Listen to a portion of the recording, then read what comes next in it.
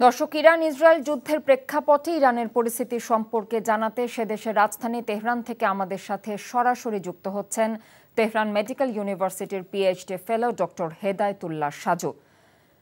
Doctor Saju, নতুন করে হামলার কোনো খবর আপনি জানতে পেরেছেন কিনা এবং সেখানে অবস্থানরত বাংলাদেশিরা আসলে কেমন আছেন? ধন্যবাদ আপনাকে। নতুন করে হামলা বলতে গতকালকে যে হামলাটা হয়েছে, আপনারা জানেন যে ইরানের যে তথ্য কেন্দ্র, যেখান থেকে রেডিও এবং টেলিভিশনের সম্প্রচার কেন্দ্র IRIB, সেখানে একটা বড় ধরনের হামলা হয়েছে এবং আপনারা দেখেছেন উপস্থাপিকা যখন সংবাদ পাঠ করতেছিল সে সময়ও সংবাদ পাঠ করতেছিলেন উনি, যখন হামলা হচ্ছিল। দুইবার হামলা হয়েছে এবং মোটামুটি সেই বিল্ডিংটা ম্যাসাকার হয়ে গেছে গতকালকে। এবং সেখানে IRIB এর সংবাদ সম্পাদক নিমা রাজাপুর শহীদ হয়েছেন। আহ তেমন বেশি হতাহতের ঘটনা ঘটেনি। একটু আগেই ওখান থেকে যারা সংবাদকর্মী এবং যারা সম্পাদক ছিলেন তারা বের হতে পেরেছিলেন এবং তাতে হতাহতের ঘটনা কম হয়েছে।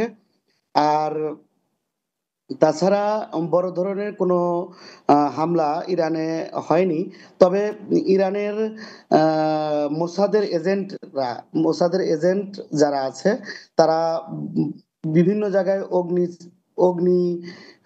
অগ্নি সংযোগ করে ইরানের মানুষকে ভয় ভীতি দেখানোর চেষ্টা করছে। এরই মধ্যে ইরানের তেহরানের কাছাকাছি একটি শহর শাহরিয়ারে একজন মোসাদের এজেন্ট ইচ্ছাকৃতভাবে অগ্নিসংযোগ করেছে।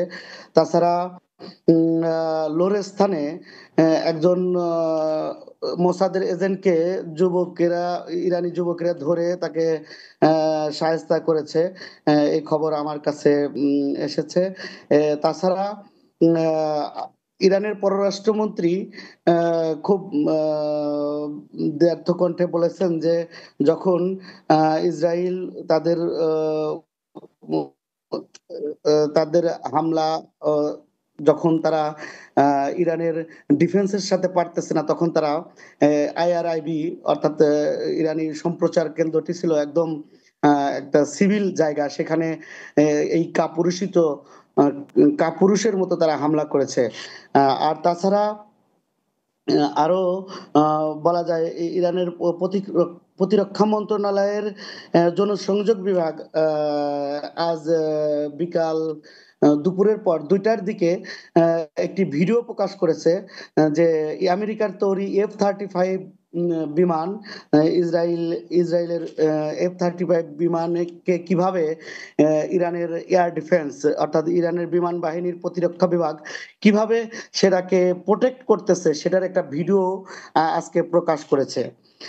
এবং ইরানের IRGC থেকে সর্বশেষ জানানো হয়েছে যে ইসরায়েলকে পুরোপুরি ধ্বংস না করা পর্যন্ত হামলা বন্ধ হবে না।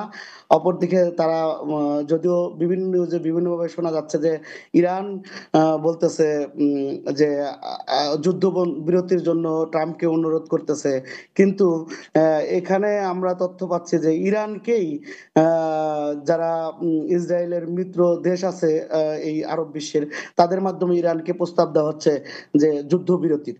আরেকটি প্রশ্ন ছিল আপনার, আমরা জানতে চাচ্ছিলাম সেখানে অবস্থানরত বাংলাদেশিরা কেমন আছেন? জি জি, ধন্যবাদ।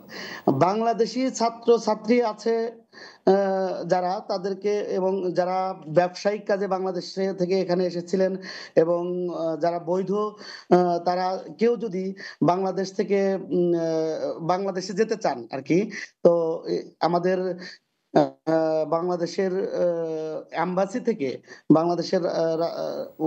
থেকে জানানো হয়েছে যারা যারা যেতে চান তারা তাদের পাসপোর্টের তথ্যপত্র এবং তাদের তথ্যপত্র এবং মোবাইল নাম্বার আমাদের কাছে দেন এবং আশা করি তারা পাকিস্তানের মধ্য দিয়ে একটা অন অ্যারাইভাল ভিসার মাধ্যমে তাদেরকে বাংলাদেশে পাঠানোর ব্যবস্থা করবেন।